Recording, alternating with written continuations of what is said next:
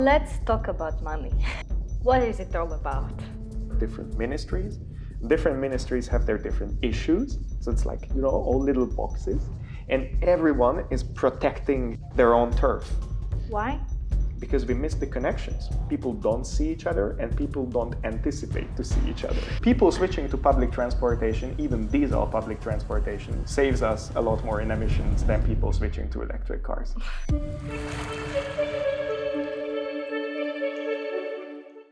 Hello everybody, my name is Aleksandra. Welcome to Green Advisor. Today, together with my guests, we will discuss what is sustainability, sustainable development goals, why is it important to consider, what is Visegrad Group, why collaboration between these countries are important, and how private sector can get access to the European money. If you are interested in this topic, press likes on this video and continue watching. So today with me I have András Volom, founder and president of Visegrad for Sustainability NGO, known also as V for SDG. He was also first ever Schwarzman Scholar of Hungary, first youth delegate of Hungary to the UN, and head of the EU youth delegation to G7 in the past. Welcome, András. It's a pleasure to have you here.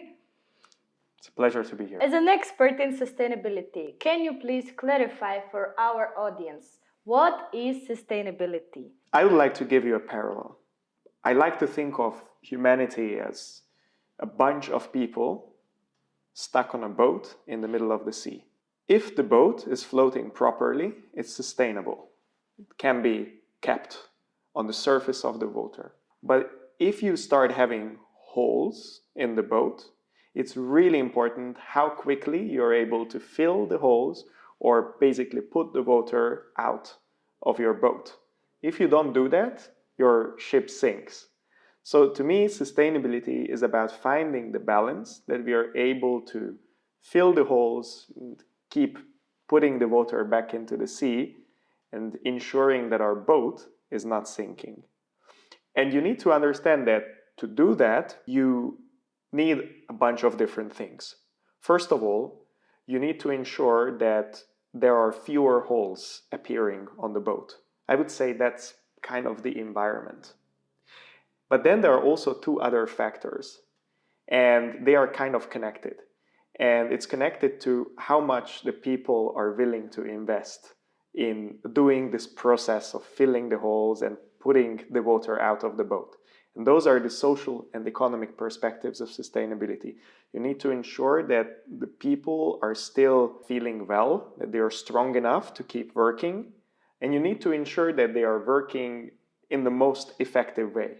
So if you are not able to do this, at the end of the day, you are not able to sustain your boat.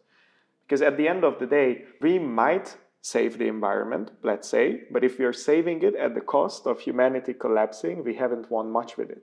So sustainability from a human perspective also involves that humanity stays alive in a sustainable, peaceful, and prosperous way. You cannot really divide these things from each other. And much like that, when it comes to sustainability as a concept of thinking, it's not about looking at one issue and then just focusing on that one single issue. So a lot of people feel that sustainability is all about climate change. Climate change is probably the most burning issue in the sustainability field right now, but it's not the only one. Also, growing inequalities. How does that influence sustainability action? Well, if you let inequalities grow too large, people get disillusioned. When people are disillusioned, they care less and less about environmental issues, for example. They care more about, how they are able to get by in their own lives. There is not that much of a community perspective. There is less trust in society, so there is also a lesser chance for cooperation. So it's going to very directly influence our performance and our ability to deal with the environmental sustainability issues. I always say that when it comes to this sustainability field, it has an environmental, it has a social, and it has an economic perspective or dimension. If you pull one, you are pulling the other two with it. Then the other question comes easily from the tip of my tongue. How we ensure sustainability? How to ensure that this system works together and the boat doesn't sink? Well, I guess that's the billion-dollar question, right? I think that the most important thing for it is that at the level of decision makers, it is understood and very well understood that sustainability is a complex challenge. Right now, when you look at how governments are working, you see that there are different ministries.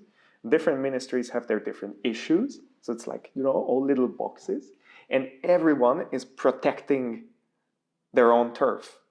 And they're like, okay, so this area is the area of the Ministry of Environment. And then they're like, oh, only we can work on it. We know best. This is our turf. No one else can come here. But that's not working like that. There needs to be an incredible amount of horizontal coordination between different governmental bodies to ensure that sustainability is treated and dealt with as a complex issue. And then comes the second level, because you need to realize that governments on their own are not necessarily best equipped or even able to deal with these challenges. And they need to be able to also integrate actors on the vertical spectrum of, so to say, the sustainability picture, which means that they need to be able to properly channel the productive forces of citizens, NGOs, companies, research institutes, so that a bunch of these different, so to say, stakeholders to ensure that we are delivering the most effective sustainability solutions. And if I can say something, this is one area in which we are not doing very well in the Visegrad group, the area that I am personally focusing on with my NGO Visegrad for Sustainability.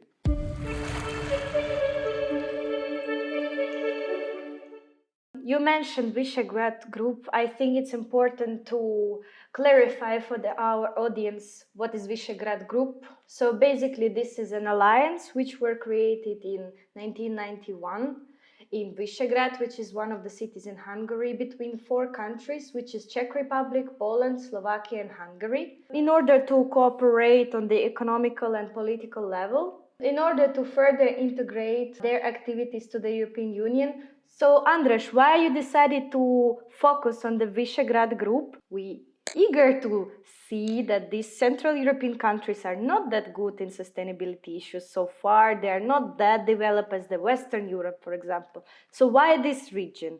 And is the cooperation between already existing alliances not good enough? So I will put it this way. When it comes to the Visegrad group, as you said, it was created to help these four countries after, a good almost 5 decades of communism to rejoin the rest of Europe, to join the European Union, to join NATO. And the purpose of the Visegrad group was really that these four countries help each other in this process.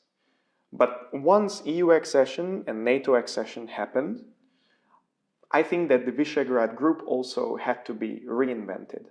But still, the mechanism of cooperation that we inherit from this era is a mechanism of great focus on intergovernmental coordination.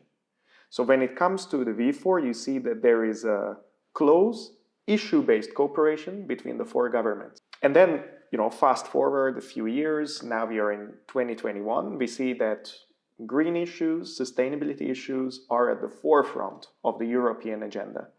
So naturally, countries from Central Eastern Europe also need to respond to this change in the political environment and also just in general to the probably greatest challenge of the 21st century. Are we able to do that with this intergovernmental coordination? My answer is, as I said previously, is that we cannot, and that we actually need to expand this cooperation to also include the levels below the governments. So we need to have the structures that are able to embrace not only the political decision making, but also the business sector, the civil society, as well as academia. So am I right that you are trying to build close cooperation between the private sectors, between the industry, civil societies, literally businesses? Everyone. We want to see close cooperation emerging between all of these different sectors, because one of the cultural specificities of our region is that these actors are not really looking towards each other as partners. So it's just not in the mindset. Even within the same sector, we actually see that the willingness to cooperate is much lower than in Western or Northern Europe. So we are some sort of an outlier in that regard. And of course, there can be a debate whether that's an artifact of communism or if it's something else that's just specific to the long-standing culture of this region, maybe specific to Hungary in some ways, because we have been a frontier country for the past few hundred years. There has usually been war in this area, and people are looking out for themselves a bit more than out for community interest. But it is still a fact that cooperation across sectors, but even within sectors, is not that much of a thing. But to solve sustainability challenges, to deliver the right solutions, we actually need to build these type of connections. Because the different perspectives and insights that you bring from the different sectors is the secret ingredient that allows to build up and then to scale up these initiatives so that you can also go to the European level and the global level and shape these changes and, so to say, shape the sustainability movement that is really the definitive issue of our century. So how you are doing this? How do you build a cooperation between such different cultures, between such different countries, even though they are close to each other? In a sense, I would say that the cultures are not just different. Like, we have a lot of similarities. Above all, we actually have some similar issues that we are facing, owing to the, I guess, certain degree of economic and social similarity between the countries. So I would say that in terms of the challenges, there are similarities. If we are able to expose and to share information on the similarity of these challenges and to properly articulate to the actors that they can benefit tremendously from cooperation, and by co-creating value, we've already made the first step. But something that I also see is that there is just simply not enough knowledge of the different actors of each other in this region. When I talk with partners in Nordic countries, let's say someone is building a venture in hydrogen technology in Denmark. Straight out of their pocket, I can tell you they will be able to have a partner from Norway, Sweden, and Finland. And they will be able to work on it together. They will be able to build a better product. They will be able to scale it quicker. And because of that, they will be able to take it to a more impactful phase quicker. This does not happen, at least to the same extent, or even to a little extent, in our region. Why? Because we miss the connections. People don't see each other and people don't anticipate to see each other. So on the one side, we have, so to say, an infrastructure problem, a visibility problem. On the other side, we have a mindset problem. With V4SDG, Visegrad for Sustainability, we are trying to shape both of these.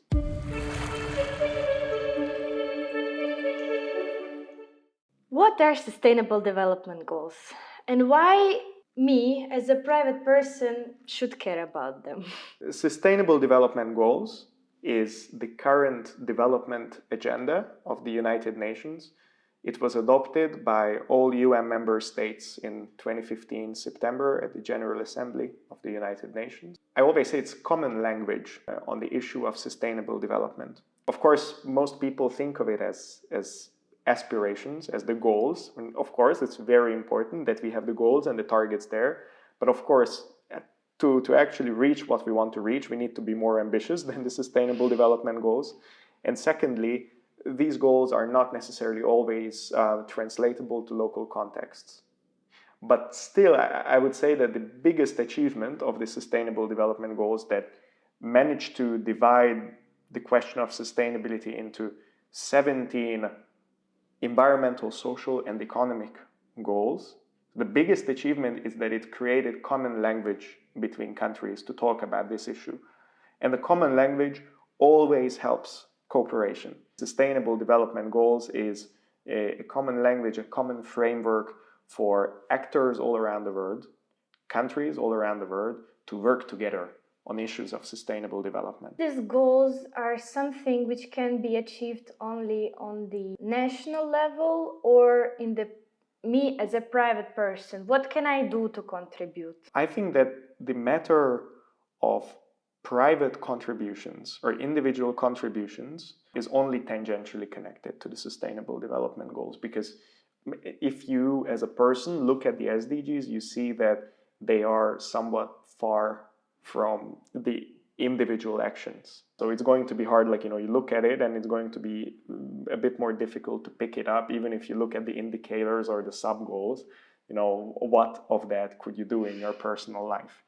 But there are a lot of personal matters and personal actions that can actually contribute to the success of the different SDGs. For example? I would say that the responsible consumption part is definitely one field. The waste management. On the climate action side, which is SDG 13, I think that there are a bunch of things people can do in terms of their lifestyle and behavior, whether that is in the field of mobility or being conscious about how they are building their own houses, how they are using electricity, or how they are thinking about their various resource consumption. So these are two fields where definitely there can be an added value. And maybe I would add as a third, and this is more like, individual contributions, but as a collective, it's moving politics. And we've seen when it comes to the European Union that the youth climate movement became a political fact. And as a political fact and as a political force, I think that even if it did not manage to directly move politics, at least what it achieved is that it gave a good tool, a very good tool for more progressive politicians who have already had a progressive agenda on sustainability issues to cite popular support for their agendas.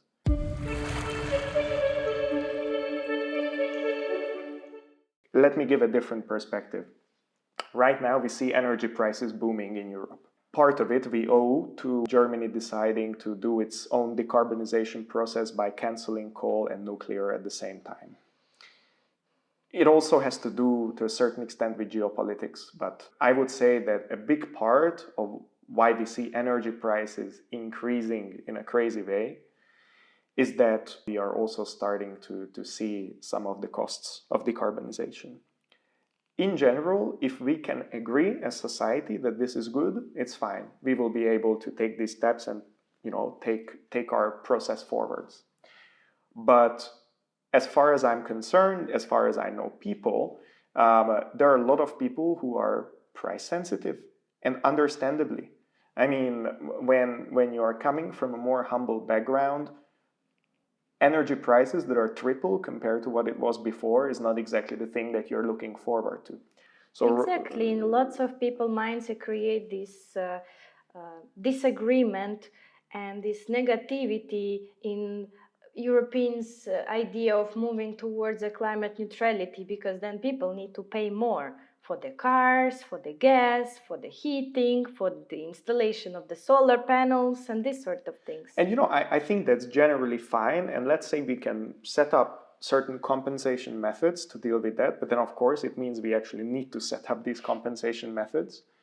But the key thing here is that a lot of people, I think, have been thinking that you cannot lose popular support for sustainability because it's such a no-brainer. Well, I think I've got news for you. You can.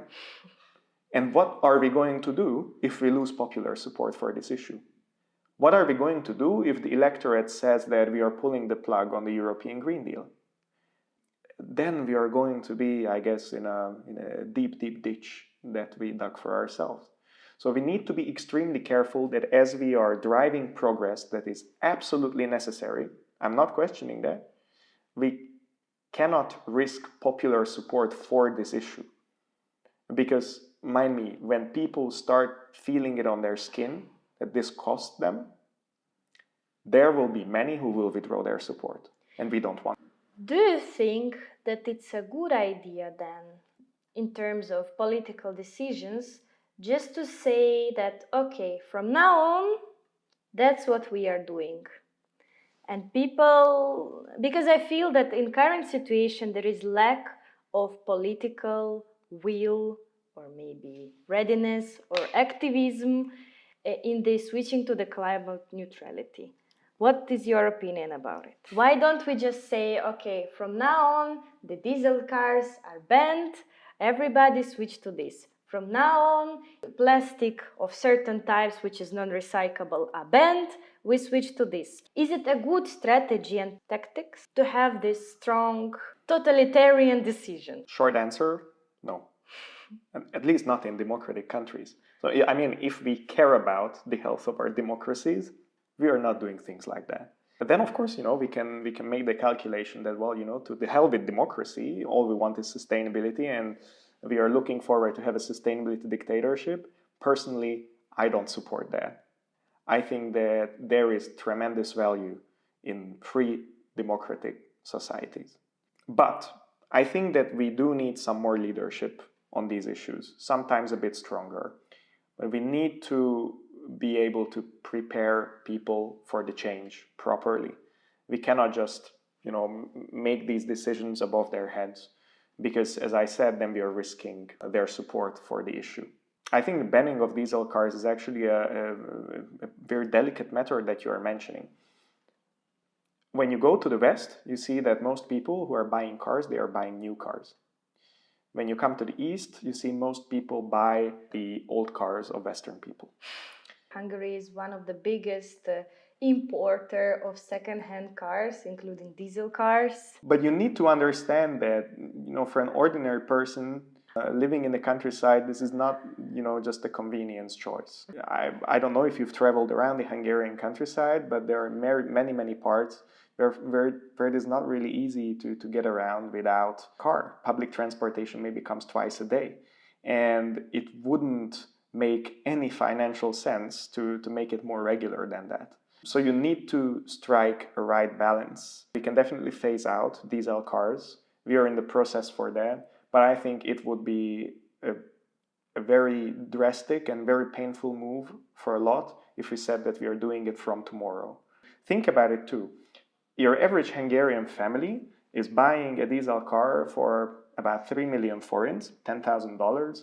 And if I make this decision tomorrow, it basically means that their hard-earned money, which is really hard-earned for like an average family, is going from 3 million forints to zero in a matter of days.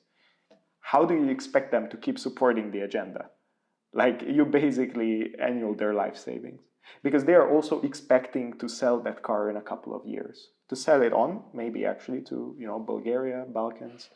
So you need to see that this has to be gradual if we don't want to risk popular support. It has to happen, but it has to happen in a way that we are able to, incentivize people to change and also compensate them for some of the loss that they are suffering in this process.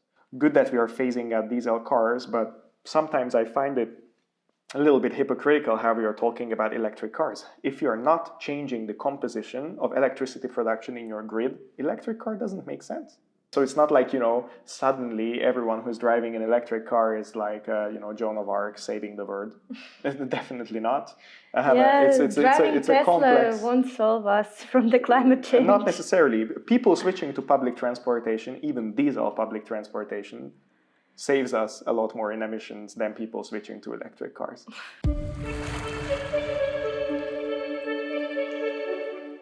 Let's talk about money. Let's talk money. about European money. Favorite topic. Yes. Of everyone. First of all, I know that one of activities of V4SDG is to help private sector to get the easier access to the European money, actually. Am I right? I would say that we are definitely looking into opportunities how we could help the private sector become a better contributor to the European Green Deal in our region. And that has to do also with how they are able to access certain development funds. So, in general, the topic of European money is kind of complicated. There are lots of different funds. There are lots of money flowing in to the member states. So can you maybe explain in a very simple terms what is it all about? Very, very simply. When it comes to European funds, some of them are accessed directly through the member states. And you have, some of them get redistributed in grants, some of them gets distributed to particular projects directly from the government. We are not talking about that right now. So we are not talking about how, for example, Hungary is getting access to the cohesion funds that's supposed to help the integration, the better integration of countries that are below a certain threshold of economic performance to get closer to the European average. We are not talking about that. What we are talking about here are the funds that are directly accessible from the Commission, the European Commission, or the various agencies of the European Commission. Specifically in this case, those funds that actors in the private sector can apply for. These can be funds for energy efficiency, for green mobility. So a lot of different areas that are important from perspective of the European Green Deal for the European Union, but also for the private sector. And the reason why we are dealing with this is that when it comes to Western and Northern Europe, also to Southern Europe to a greater extent, the various actors in the private sector know it much better how to access these funds and also how to influence the process of basically designing the grant requirements that they are able to gain access to it. And this is something where we would like to bring Central Eastern Europe on par with the others.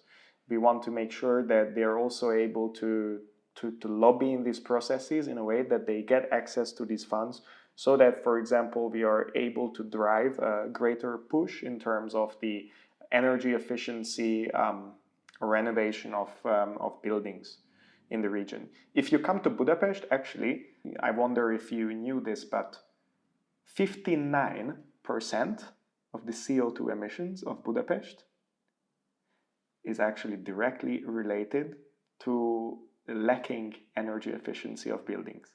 That's an incredible number. And this is all across the entire Central Eastern European region. So, for example, this is a field in which really private sector could be helped in many different ways to get greater access to such funding that they can use to run these projects. And that also makes it easier for people in the region to decide that they will make an investment in doing these changes. I think one of the biggest problems why people don't really want to deal with this is the amount of bureaucracy through which you have to push yourself forward to get the access to the European money. First of all, fill in lots of documents, proving that you are not an idiot, and lots of forms. Yeah. But second of all is the lack of freedom, because if you receive the money, then you need to also report on what you spend it, how did it go, to which workers, and so on. So do you think if it is possible to create some sort of a system to make this easier? I think that that's a question you should probably ask someone from the European Commission. But I will say that I think that they have been working on making some of these processes easier. Maybe first of all, you can answer me the question, why is it so complicated? I think two things. Part of it is a mindset. Bureaucracy has just been very legalistic for a long while. I mean, actually, maybe three parts. The second one is just, ensuring that people who are asking for the money are actually serious. And thirdly, just tracking and ensuring that the money really gets spent on what they have given it for. But I also see that, sometimes this puts an undue burden on the various applicants. But what I wanted to say is that a week ago, I was listening to a chat, the head of the European Innovation Council. We were just talking about it, that when it comes to the region, the perception of the difficulty of applying for EU funds is actually worse than the actual process. It's because certain EU funds used to be extremely bureaucratic. And actually, some of them are less bureaucratic now. They've listened, they changed some of the process. So certain funds are actually easier to access now. And he was in particular talking about grant funding for Green Deal related innovative startups and companies, and also equity investment in this case. And they've made their processes a lot more easier than before. Business actors in our region need to keep sitting down and keep understanding what's going on at the European level, because they might actually be missing out on some great opportunities, because some of the complaints that we had have actually been addressed. I think that this is very important, that it's on both sides to make sure that this works better.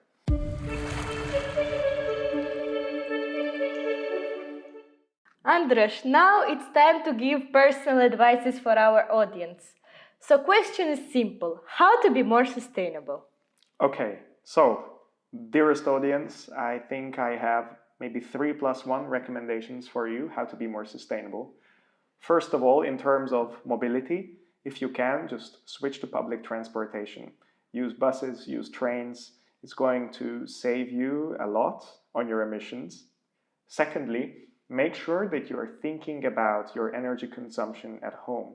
If you have the ability to upgrade, for example, insulation on your windows so that you're able to keep in more heat during the winter, or if you're able to just think about the energy consumption of the various appliances that you have around your flat, well, do think about it and change something about it that your energy consumption goes lower.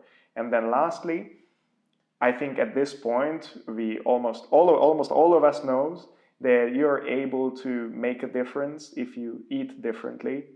I have to say that this is the most difficult part for me to make a change in, but it's very much worthwhile to cut down, especially on your red meat consumption. So if you're able to do that, you're also going to make a little bit of an additional impact on sustainability. And then lastly, the +1, I think that it's important that you consider that if you dig into the topic of sustainability a little bit, you will be able to see various sustainability problems around you. And hopefully you will also see that some of these problems can actually be solved with local cooperation. So think about what are the issues in your immediate neighborhood and see if there are any stakeholders. They can be your neighbors, they can be your local grocery store, they can be your local municipality, anyone really who cares about this topic. And plan together how could you solve that? Because it's also in these really small projects that you're able to find incredible solutions that you're later able to scale up and make a larger impact with. So these are my 3+1 recommendations for you if you would like to make a great impact when it comes to sustainability. Thank you, András, for your cooperation today, and thank you for watching. Have a nice day. Bye. Bye.